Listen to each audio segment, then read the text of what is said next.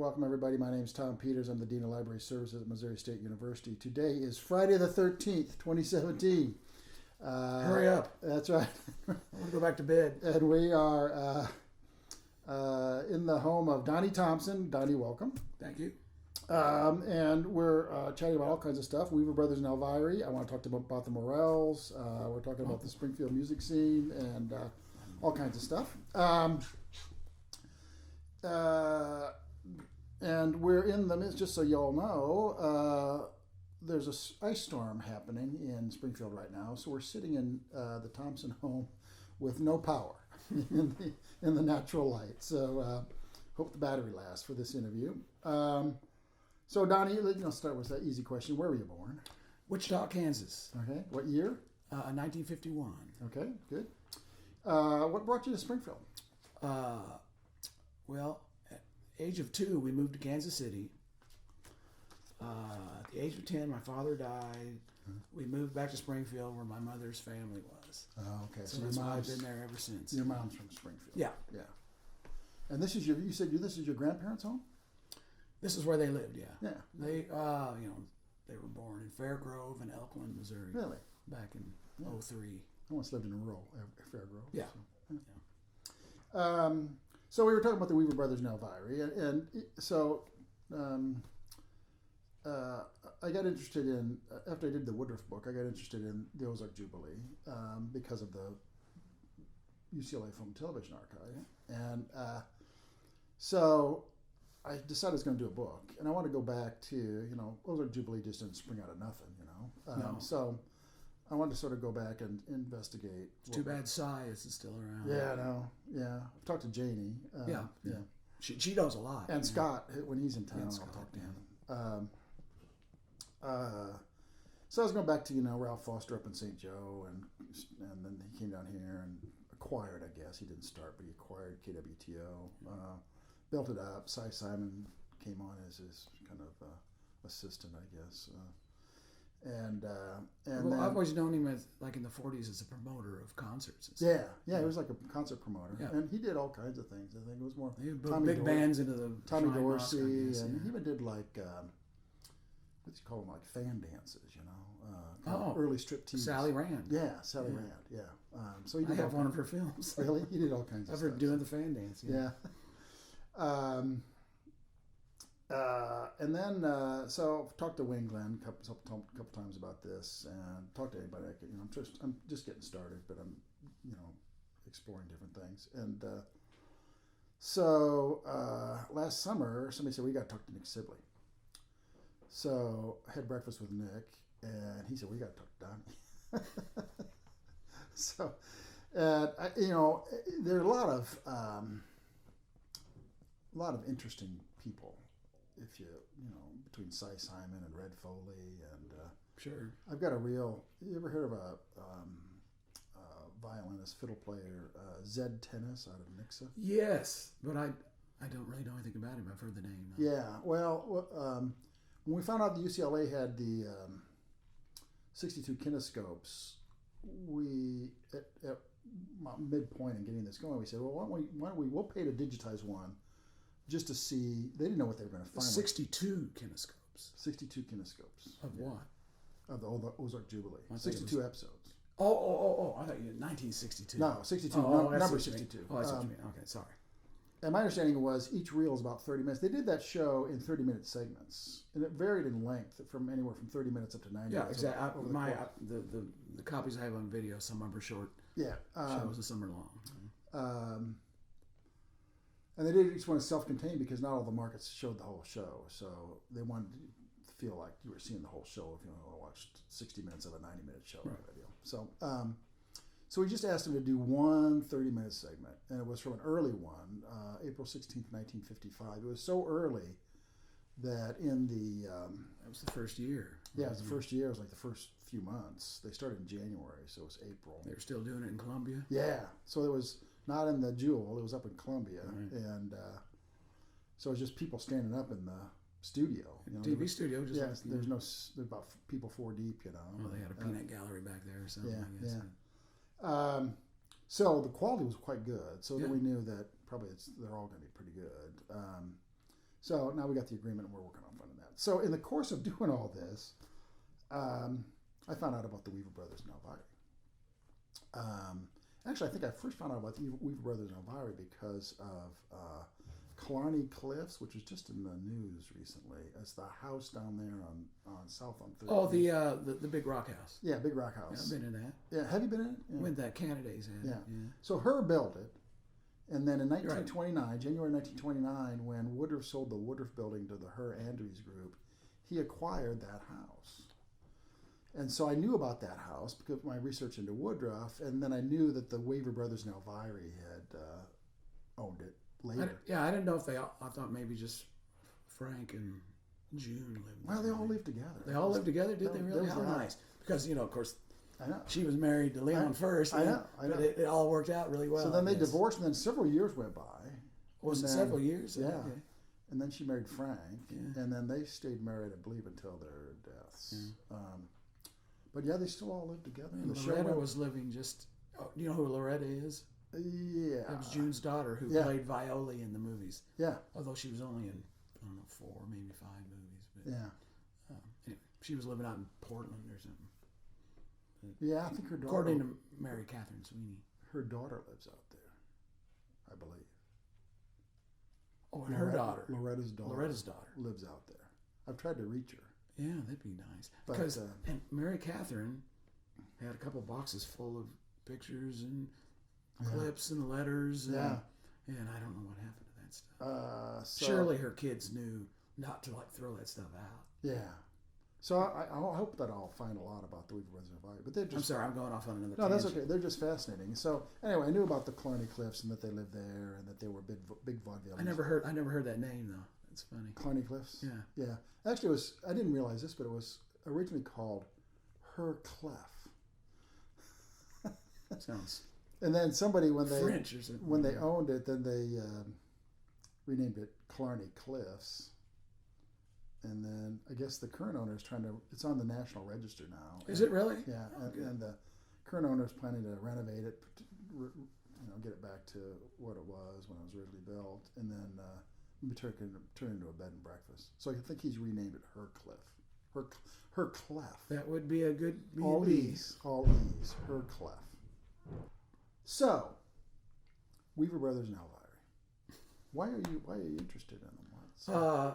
Because it just I was just amazed. Oh, it's after I became a film collector. Yeah. And I realized that I can't believe there was this group of people here that were so successful in show business and they're totally forgotten. Yeah. And I've always been interested in the unknown and obscure, and that just hooked me. Yeah. And then I saw, and then I actually found a film print. I had this collector magazine that I used to get full of film dealer ads, and there was an old Missouri print for sale. I bought it. The original that was like when it was originally being distributed? No, it wasn't a 35. It was 16 millimeter print. Oh, okay. That they were made. They were probably all these I've got were probably struck in the 50s for television. Yeah.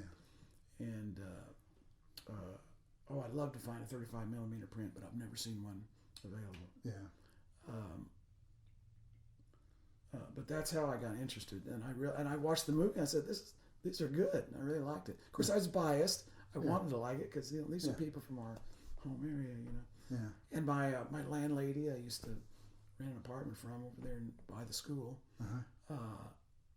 was a Weaver. She was like a cousin. Really? Yeah.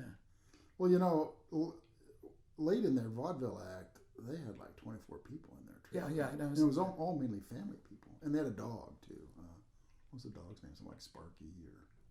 Well, whenever we should watch the home movies because a lot of it's them on the road and how they travel, and it's amazing. It's from the 30s mostly. I've seen some photographs of them traveling around. Now, this is their 16 millimeter home movies, and Leon bought a camera, and he carried it around everywhere. Yeah. But I got that from Wayne Glenn, and I couldn't believe it. He didn't know me. Well, he probably knew me from the music things around here, but he didn't know me personally. But I called him up because I heard him play something. I said, on his radio show, I said, is there some way I could get a copy of that song or whatever? Uh-huh. He said, sure, come on by. And I guess we talked on the phone about the Weaver Brothers and all that stuff. Yeah. And he actually showed up he gave me a bunch of CDs of the radio show that ran for a year after the Jubilee went off the air, off of TV. Uh-huh. Did you know that? So there was a radio show that ran, that was produced at the Jewel Theater with Red Foley. It was just like the Jubilee on radio. Well, I thought the radio show ran during the whole run. And I don't think it ran a year. I think it ran 9 months or something like that. Yeah, really. But I didn't know that either. Yeah. And where are the videotapes or kinescopes of the 5-Star Jubilee? Yeah, I don't know. It's amazing. I've researched and researched. That was done in color. It was done in color. And that was recorded. And it was recorded, They did it late at night. But, back then, I bet they didn't save tape. They reused tape probably. It was tape that was this wide. Yeah, maybe they did. But, yeah, I would love to see one of those. Yeah. That only ran about, 8, 9 months? Yeah, not very long. But it was star-studded. I mean, five pretty big names were the hosts of the show. Yeah. And nothing's known about it. Nobody hasn't written. There's not been much written that I've seen. Yeah.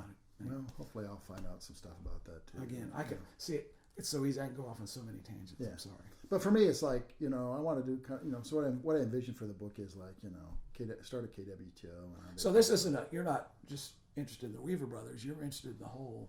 Yeah, kind of the whole. I mean, I sort of see a line of development with KWTO, what the Weaver Brothers did. They had a show on. Are you actually like researching just entertainment out of the Ozarks? Well, yeah, there's got to have some kind of boundaries around it. I'll go crazy. Sure.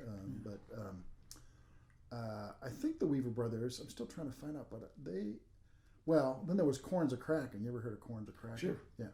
The Weaver Brothers, I think, were like on the early Corns of Kraken. Were they? I always got the impression that they were already kind of retired by then. No, because I just saw something in the KWTO dial. Yeah. That said that I think it was 1943 was when Corns of Kraken got started, and the Weaver Brothers and Elvira. Oh, it was that early? Okay. Were listed as. I was thinking it was more like late 40s. Well, it kind of went for about 6 years, I think. But in my mind, anyway, you thought they would have been on it. I'm pretty sure they were on it, and I think what Cy learned and everybody learned with Corns of Kraken was they applied to Ozark Jubilee. Sure. I think one of the things they learned is they needed to have a headliner. And so that's why he went over and lured Red Foley to come to Springfield in 53, I think it was 54. Because it was a radio show for a year or two, wasn't it, before it went on TV? Yeah, it was a radio show, and then it was a local TV show. Oh, it was? Yeah, for a little bit. And then they convinced ABC to do it nationally. And then somewhere along the line, of course, they realized they couldn't upload a national signal from Springfield. I have on video. You remember there was a Yesteryear in Nashville program that was on early on the cable on the Country Music Channel. Yeah. And there's a interview episode with Cy. Yeah. And he explains it. Yeah, he said we could suck, but we couldn't blow. We can't blow. Yeah. There was a nice man right there, I tell you. Yeah, he was a real nice guy, and just I think in his own way brilliant. He really. Oh, sure. I mean, he's always thinking, and I think he was really the person who made it happen. Oh, he was. Oh, absolutely. Yeah. I mean, there were other people, but there was a whole team, but he was the guy. Ramrod. Yeah. So then so I'm kind of interested. I can't. There's so many personalities around just from start of KWTO till the end of the Jubilee. Les Paul, Chet Atkins. I know. I can't do them all, but so I'm kind of just trying to the ones that strike my fancy for whatever reason. I'm trying to learn more about. So Weaver Brothers and Elvira are definitely in my keepers category. So what their vaudeville act was sort of. Some people say it was like the first hillbilly act. I think so. They sort of defined what we now, all the Branson shows. Because their vaudeville act, when did they start that? I know. I want to say before the 20s? The teens, I think. Yeah, there wasn't. I don't think they called it country music. They called it folk music. Well, so, Ralph Peer called hillbilly music. Or hillbilly music, yeah. Yeah. Originally he called hillbilly music, and then he called. But you look at the old record catalogs. They would use American folk or something like that. Yeah. But so maybe they were the ones that really kind of what we, the Ozark Jubilee, all the Branson shows are descendants of what the Weavers Brothers and Elvira did. Sure. They kind of define. Plus, if you watch the movies, which you have, I guess. Yeah. You didn't see In Old Missouri?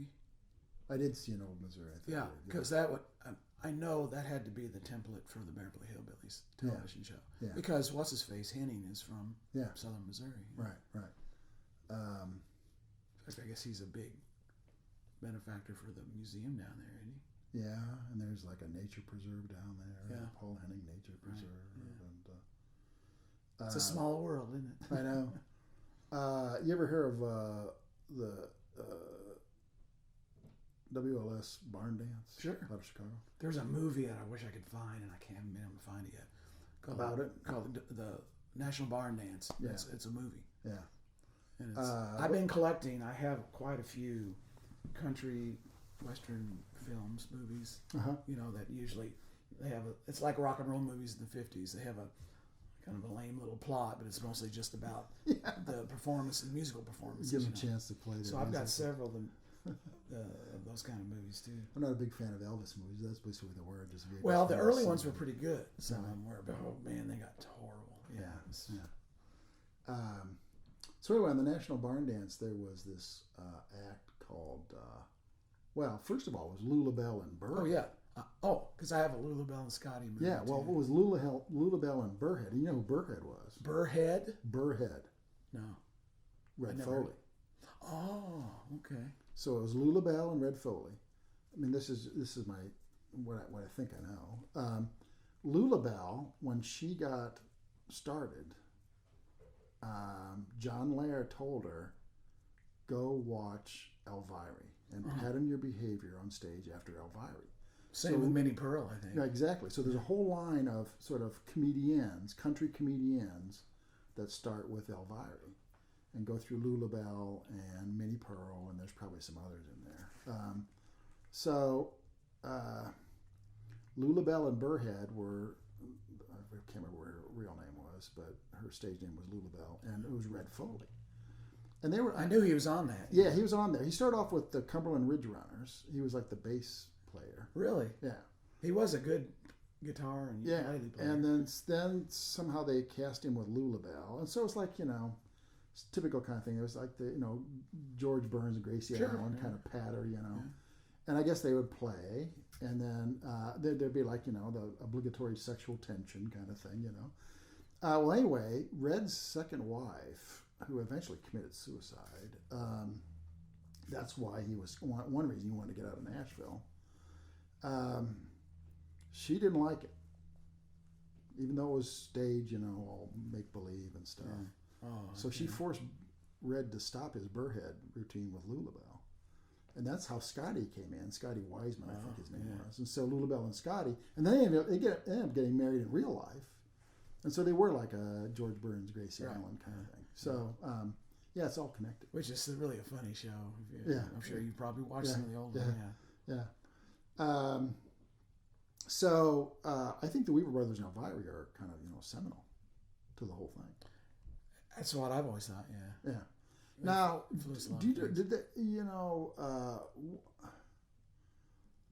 did they do anything innovative musically?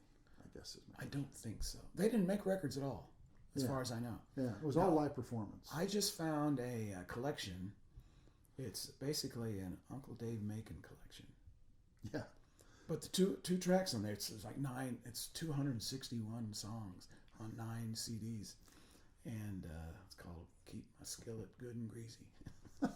And there's 2 Weaver Brothers tracks on there, but I know what it is because the set also comes with a DVD of Grand Ole Opry.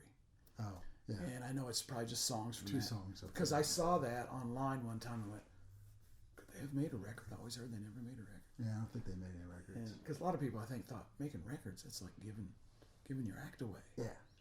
Like making movies was giving your act away. Yeah. I've heard that they were their best when they were in front of a live audience. Probably. There's a little bit on those home movies. There's some footage of them on stage. Of course, it's silent. Yeah. But you can see Cicero with his, when he'd get embarrassed, his bow tie would spin around and stuff. Right? It's funny. But Elvira was from Chicago, Mm-hmm. and her family moved to someplace in Georgia when she So was I wonder if her Georgia. southern accent was kind of. Well, by the time I think she was 10, they were living in Springfield. So most of her growing up years were spent in Springfield. No, June? Yeah. Yeah. Oh, I didn't know that. Yeah.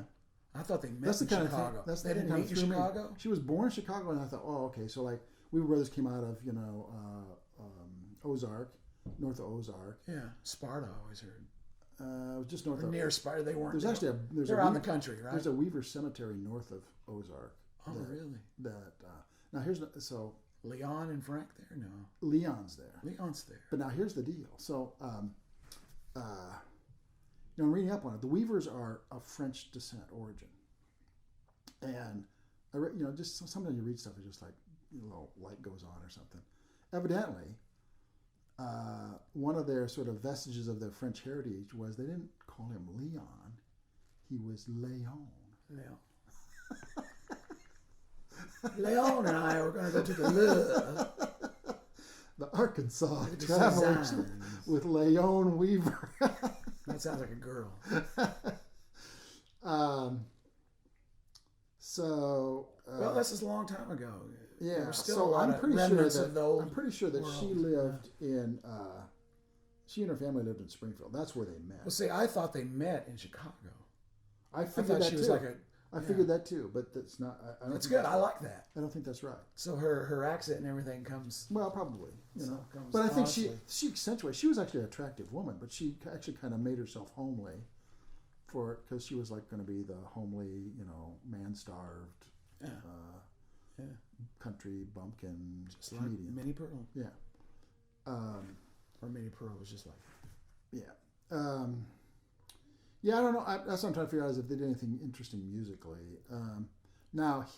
Their Leon, music was pretty much, I don't think it was musically creative or anything. They didn't write into their songs. I don't think, as far as I can don't know tell. where they got They that. always all I know is the movies. Really, Yeah. they just played really familiar old folk songs. Stephen Foster type stuff almost.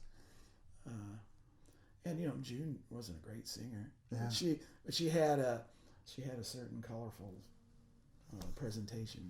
The other thing I think that she did really well was they call it the fourth wall. When you're like on a set and there's 3 walls, and then the fourth wall. And you look at the camera. She would actually like challenge the audience. Like somebody go to the bathroom. Where are you going? Live. Yeah. Live. Yeah. And why are you laughing? Or Yeah. No. Yeah. No, you got to connect with the audience. She'd break down the fourth wall quite often. I just hear that term with movies, but I never thought about it live. So anyway, the only thing I think they might have done innovative, Leon might have been. I'll call him Leon. Because Leon sounds effective. Yeah, it's pretentious. Yeah, Leon may have been the first person. This is what I'm trying to verify to ever play the saw. Professionally. I always read that, but then usually they say, nobody really knows that exactly for sure. Right. But that's one possibility that they did. They did. No, yeah. Well, where's the? Let's see one of these things. What have I got where he's playing the saw? Oh, there it is. Of course, it's up there. Yeah. He's playing the saw on the one on the right there. Friendly neighbors. Now, why would Frank be playing a trumpet? Of course, he probably did. I don't know if it's really hard to tell if they were really good musicians. They must have been pretty good. They played live. Yeah. Because they're not playing live on the movies. But I think, my sense of their show was it was just this combination of kind of musical ditties and one-liners and kind of comedy, little sketches and stuff. Yeah. But it was rapid fire. And dancing. They had almost like a chorus line. Yeah, rapid These fire. women that come out, Yeah. they're dressed kind of like Elvira, and they dance around. Yeah. But sync. Rapid fire too. It was like, it wasn't like 15 I'm minutes. sure. You got to keep that stuff going. Yeah, they really kept it going. But so anyway, it's not like going to see bands now and everybody's standing around. What do we play next? Yeah, no, and they. So anyway, you've seen all the movies, all the movies. Yes, I've seen them all. Even Romance on the Run, where they're in about a 5-minute scene, That's a late one. It's an early one. It's one before they. Oh. Now this Swing Your Lady, the Humphrey Bogart movie, they're pretty central in the. It's actually pretty good. Everything I read about it was always a bomb. You know, it was a horrible movie. No, it's not a horrible movie at all. Mm-hmm. But, what's your favorite? My favorite is it's between the Grand Ole Opry and Missouri. Uh-huh. But I don't know. I find something to like about all of them. Wasn't they were both done in 40. Then when the war started, then most of the movies have there's a secret Nazi is right. Is the farmhand or something. I don't know. It's patriotic theme. Yeah. The only thing I know about the Weaver brothers that's pretty interesting is they owned a house down on Lake Tinicomo. Oh, that doesn't surprise me. Yeah, and they spent a lot of time down there when they were in town. So I guess what they would do, I mean, there was like a season, and then they were pretty back. well to do, especially in the Depression era. Yeah, they were making a lot of money. They'd come back to kind of recuperate around here. Because that had to be rough traveling. Yeah. Really couldn't have been easy back then. But anyway, they owned a house down there just north of Forsyth, kind of the Big Bend there in Lake Tanicomo. And I met the woman who owns the house just by sheer chance. And she's brought in like pictures, and like they put up a stone wall, and they've got like their names in the stone wall. I mean, she owned the house like back in the 40s or something? She owns it now, today. And always did? Or just owns it now? She didn't own it back then? No, she owns it okay. now. Yeah, but she's like, I own that house. Wow. So I got to get down there to see it because I think they built that house. Probably. The one in Lake Tanicomo. And I think they actually ran like a little resort, 8 cabins and on the the house is up on the bluff, and then there was a step that goes down to closer to the shore, and then there were like 8 cabins down there. So this was after there was a lake. I don't know. Yeah, the lake was built. The dam, Power Site Dam, was built. I want to say about 1910, 1915. It was the early dam. You said Bull Shoals, didn't you? No, Lake Tanicomo. Oh, Tanicomo. The original ones. Right. And then Table Rock was built in the mid 50s, and Bull Shoals was built, I don't know, early 60s maybe. I don't know. So one little humorous story there was Frank. He was kind of a wild guy. Was he? Yeah. Yeah, I don't know too much about their actual. I mean, he was personalities. My sense is that Frank was a very good actor, but he was also just kind of a wild man. And Leon was kind of. I think Leon off stage was kind of like his on stage. That's the impression I get. Yeah. And then June was the one who kind of kept it all together. She was very motherly, actually. That was my sense of it, and she was always taking care of everybody. That sounds like. There was a story that she went to some church meeting down there by Forsyth, and the church didn't have any screens on the windows. And it was summertime, and like all the mosquitoes and bugs came in, during this revival meeting. Yeah. And so she paid to have, screen. She was just like, yeah, this church needs screen windows, and so she. Like I say, they had money. She was very motherly. Well, that Leon, after they kind of retired, managed a movie house just north of the square, I think. Yeah, I've heard that. So it's, what's the name of that magazine I have? Film Collector Magazine, or whatever it is. They have an article. And I read some things I didn't know before, like things like... Really? They interviewed some guy who said, yeah, I used to go with my mom, and Leon would be there, taking the tickets. He managed the movie house down there. You still have the article, do you think? Yeah. Oh, yeah. Yeah, I'd like to read it. I think he also managed a movie theater out in North Hollywood when they were out in their Hollywood days. Oh, really? And I think he might have died out there. He died of a heart attack. Yeah. And then they brought him. He's buried. I've seen his grave over there in Weaver Cemetery. Is that easy to find? Yeah, I can tell you where it is. It's real easy to find. It's not. It's right. I like to go out there. It's right on the beaten path for some reason. These are movies that some of them were in, Leon or Frank. And later ones. In this one, they're westerns, B westerns. Yeah, later ones. I don't. I think they're later. Yeah. Anyway, you know about that. The other thing, I think Loretta. She's actually my favorite character. Violi. She would write she would like write little essays about their life, and I've seen several of them, and I think some of that might have been in the boxes of Mary Catherine Sweeney's. I wonder if the History Museum has those, because I hope so. I've seen 3 of these things. It's the same handwriting. I think it's Loretta's, and she just talks about various aspects of their life. And they're about 20 pages handwritten, you know. I read a couple of her letters back to home or whatever. Yeah. So, I need to learn more about Loretta. But you're fascinated by the whole thing. I mean, just the fact that they're very well known, very successful. Yeah, very successful, but hardly remembered at all today.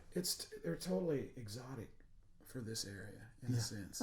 You know, there's nobody else has ever done anything quite like that. Yeah. I mean, the Jubilee is wonderful. I could say exotic. It's just somebody that made it big in show business. Yeah. From around Springfield. Yeah, and he started Daredevils. Yeah. You know, but it's almost an anomaly. You know. Yeah. Why does it happen? How does it happen? Is it just pure chance, or? Well, you got to be good first. Yeah. Got to be good, and then you have people that go to bat for you. And Daredevils had like Steve Kennedy. He went to New York and got a meeting with John Hammond Sr. You know, and John Hammond Sr. liked one of the songs on the demo. No, he liked. They had a little homemade demo.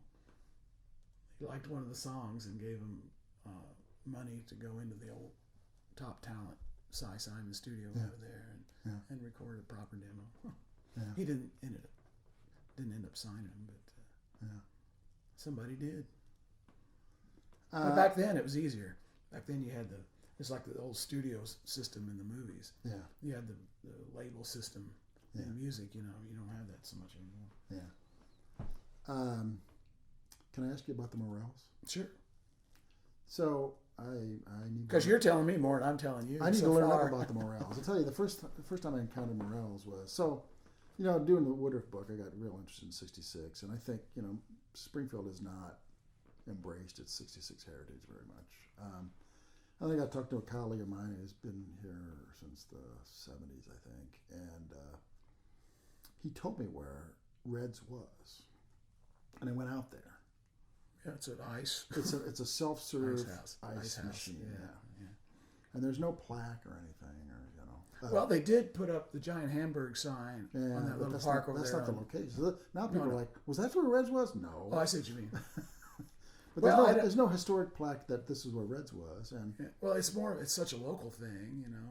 Well, the thing about Red's is it's not proven beyond any doubt, but Red may have been the first person who implemented drive-through. His drive-through window. It was in primitive. the world. Yeah. That's what I've heard. You got drive-through banks, drive-through pharmacies, drive-through fast food, drive-through whatever, liquor stores. Yeah. But it all started at Red's. It's kind of like, who's the first guy to play the saw? Yeah. So I basically know the Morels through that video you did of Red's. That was a video. It was supposed to be a video of the making of the video. We had this real slick professional production company up in Kansas City. We're coming down, and they were going to do it pro bono because they wanted to get something on MTV or whatever, you know. Yeah. And gosh, Lou went around and he got them to drop $220 for their lights and stuff down into there. Didn't have any of that stuff then. And at the last minute, like the night before, he called and said, "We can't make it." The production company, because they probably got something, they paid something, you know. Yeah. So this guy named Kevin Hudnall was down here for Columbia. He had a little fledgling video thing. He'd make like training videos or commercials and stuff. So he was down to make a film about the making of the video. Yeah. So we were standing around. I go, "Well, Kevin, why don't you just do it?" And he did it. And he did a pretty good job, but it still kind of looks like a local commercial, you know. But what can you do? It is what it is. You remember doing that, though? Oh, hell yeah. Yeah. It doesn't seem all that long ago. Yeah. So how the Morels, you've been a member of, I mean, like a lot of bands, they kind of change names and change personnel a little bit. Oh yeah. Yeah. We had well, there was a band called The Symptoms. Yeah. Was the first one? I always call it our first band. Although The first one. We'd all been playing for quite a while, Yeah. But it was the first band that Lou and I said, let's just do our own band. So we're always like either playing a bar gig where you just play top 40 things or whatever, or you're playing with some guy that's kind of a leader and writes the songs and sings, So let's just do our own band, doing the stuff we like to do. And that was like the first band that we did that. And lo and behold, we didn't really know this, but there was an audience for that kind of thing that we did. This kind of You were surprised. rootsier, pre-70s rock and roll. Uh-huh. Plus there was the punk thing going on, which I totally bought into at the time, in the mid-70s, which was sort of like the rock and roll in the 50s, had that same spirit. It was just that real little edge bigger to it. amps and a little louder, Had the edge to it. But the Symptoms were pretty much we did a lot of classic old 50s and 60s covers, which was fun at the time. It was kind of novel at the time. And there was really a crowd ready for that kind of thing. And but there's really no future in that. You can do it for a while. We were around the horn a few times for a year, and How far out would you go do gigs, man? the Symptoms only went to we'd go to Lawrence, Kansas, Kansas City, St. Louis. We could always go north and east, and we never could go south or west much. We'd play. We tried playing south and west, and it never worked. Yeah, We'd go up to Kansas City and just be gangbusters, or St. Louis would be gangbusters. I don't know why that is. And it turned out, even when the Morels were going, and we had a much bigger regional thing, and then we kind of almost tried to go national, and it just never quite worked out. Yeah. But we could always go.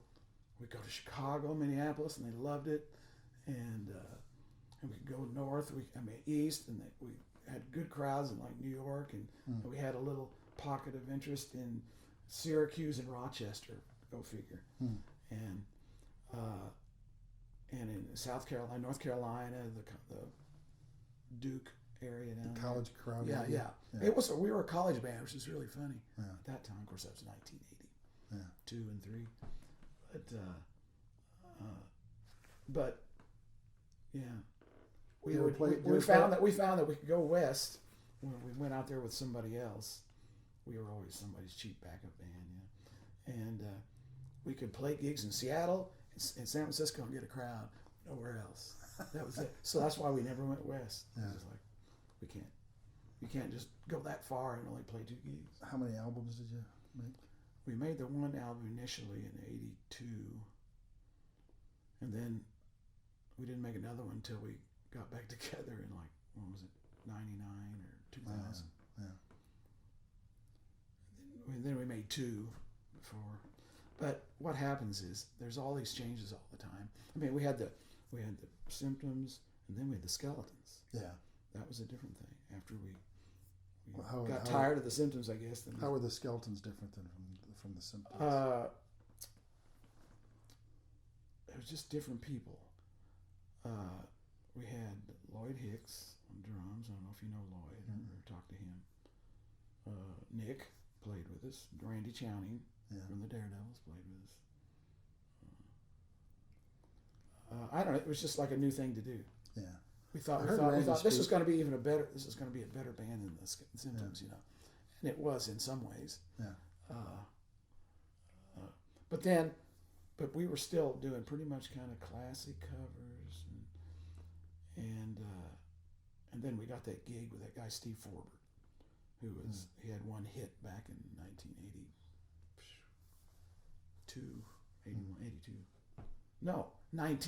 What am I saying?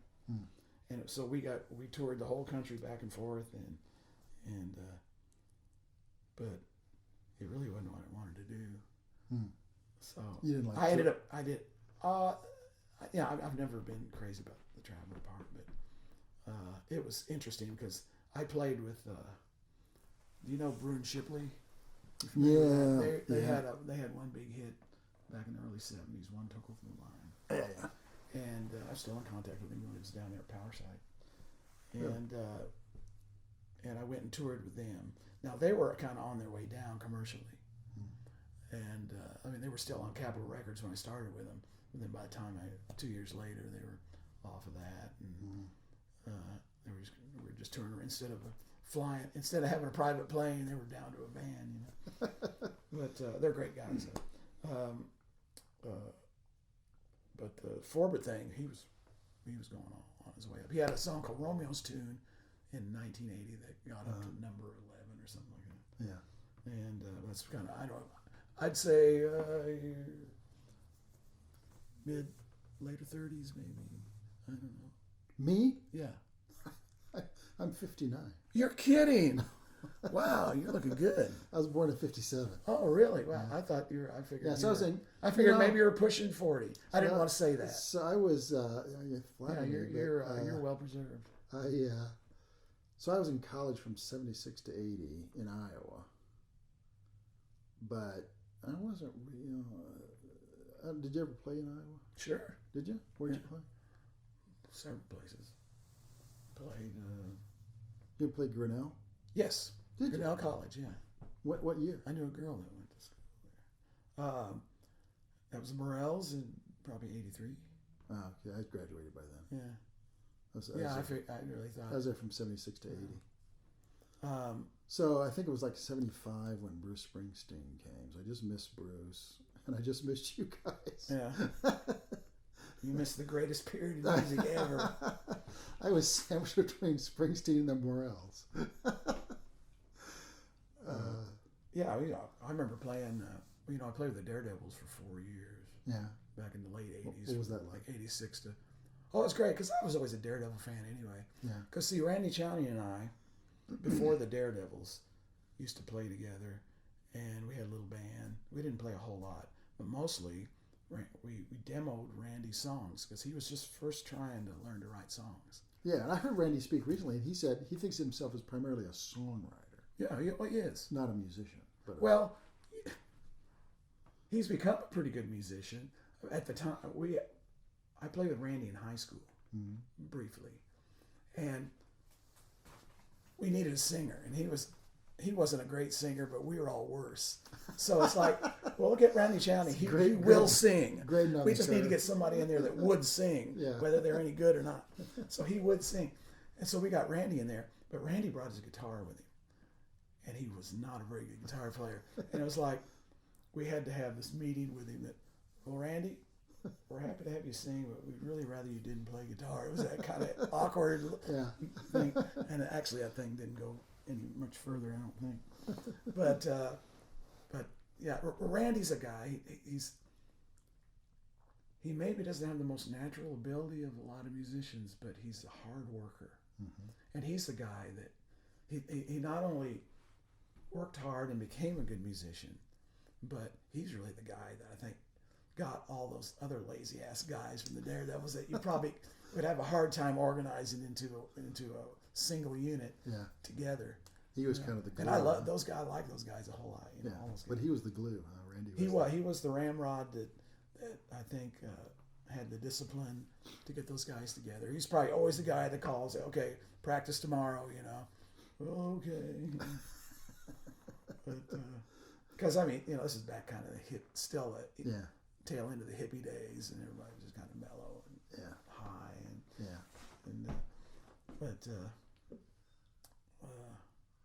So then the Morels got back together? Oh.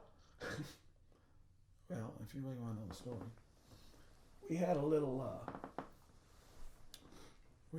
band, me and Lou and this girl, Christy McGinnis, who was she was a drummer, really good singer. We put together this little band called Combo.com in 1999. Yeah. And we didn't play around much, but the only thing of note we did was we played, Michael Feldman does the one thing. Yeah. I played that thing now. I just played it, his last show last summer. And we played it 8 times, I think, or something like that over the years. And so he got us to come up, this Combo.com. Well, he did come see us. He was in town. when he was at Juanita K doing a show. And they came out. We were playing over at Dennis's place or something with our little trio. He said, "I want to get you guys on our New Year's show, the Y2K show. You know, remember Y2K?" Yeah. And everybody was terrified that the world was going to end. It's like an ice storm. You know, everybody's buying bread and eggs and milk. Yeah. It keeps them tuned in to the news, though. Yeah. So they can get that revenue. Anyway, and we did that. That was about the only. It was a good little trio, but that's about the only gig we did that was of note.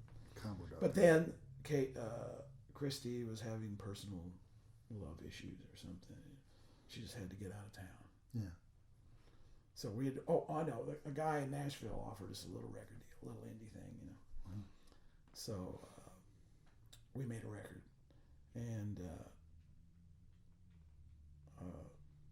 but then I got to leave. I got to go out of town. So great. I got this record and no band. So I thought, well, you know, if you take away the songs that Christy sang, these are really a lot like Morel's songs. Mm-hmm.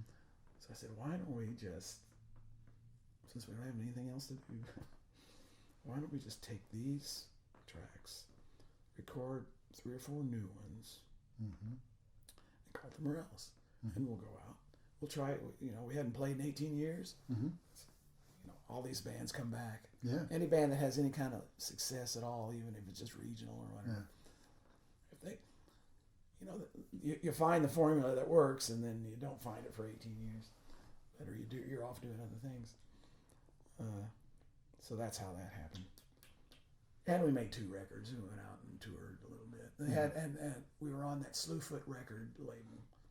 Dale Wiley, attorney out there at Crane, put together this, and Lou did it with him too. You know Lou Whitney. Did you ever meet Lou? I never met him. Oh, too bad.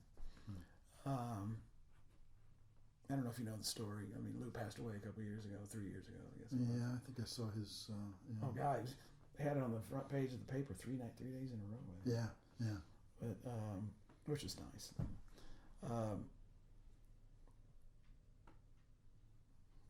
Where was I? I lost my train of thought. About the album and. Yeah, we made the 2 albums, and we went out, and so we decided to just see if we could still get work and stuff, and still draw crowds. Yeah. In some cases, yes. In some cases, no. Really. But anyway, yeah. Back in the Ozark Jubilee days, my understanding is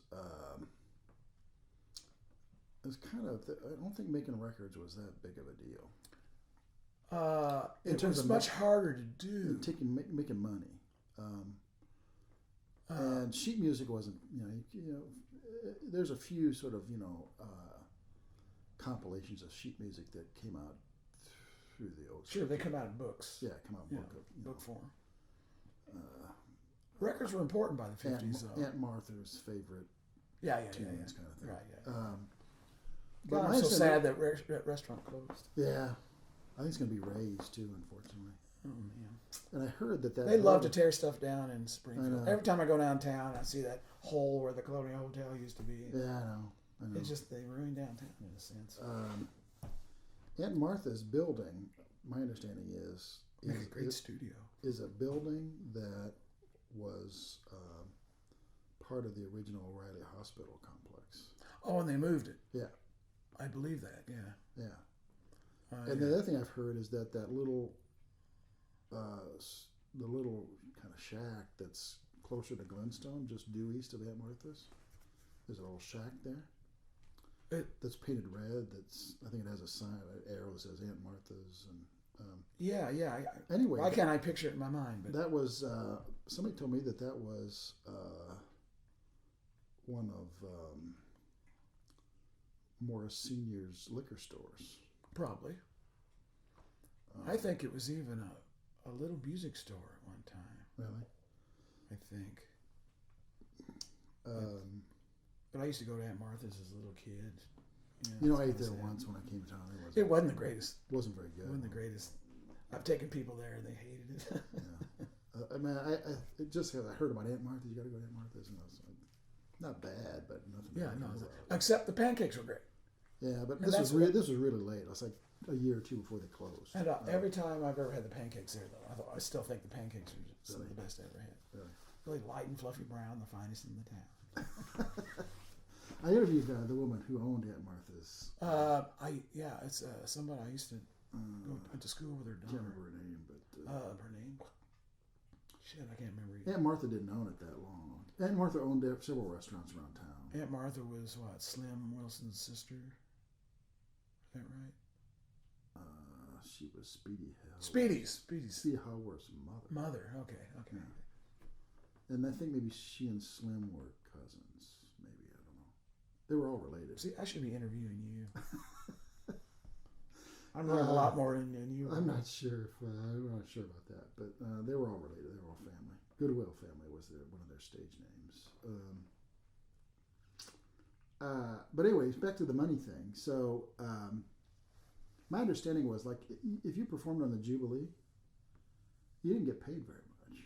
I got paid scale. It was all about the exposure. I don't know what scale was. Probably $160 or something like that. Well, TV exposure is the most powerful. Yeah. Promotional right. thing you can and do. then they would go around. So it wasn't like they did the Jubilee on Saturday night and they just sat around for the rest of the week. They'd go out Sunday night, Monday night, Tuesday. They put out an actual Jubilee roadshow. Yeah. And then they do, but they also kind of spread out. There was the roadshow, but the other individuals would go out and do stuff. Sure. And they go out to Ava and West Plains, and they kind of and work, probably work all over the country. Yeah. Yes. Yeah. It's coast to coast. Back in the KWTO, they kind of just when they were. So, like the Carter family came in, or the Carter sisters and Mother Maybell and Chet Atkins came. Well, then they go out and play around. That's where they made their money. Sure, absolutely. Was playing gigs during the week. But that's how they were able to do that because they'd hear it on the radio. They want the exposure. Yeah. So that was kind of the basic economics of it, I think. Sure. It was back then. Yeah. No, you don't make any money on it. They weren't making money off records. They weren't making money off sheet music so much. But it was about the you can make money off a record. So if you got a hit record, you're making money. Yeah. But if you don't have a hit, you're not making money. Right. So thanks, Donnie Thompson. We've been talking about all manner of things.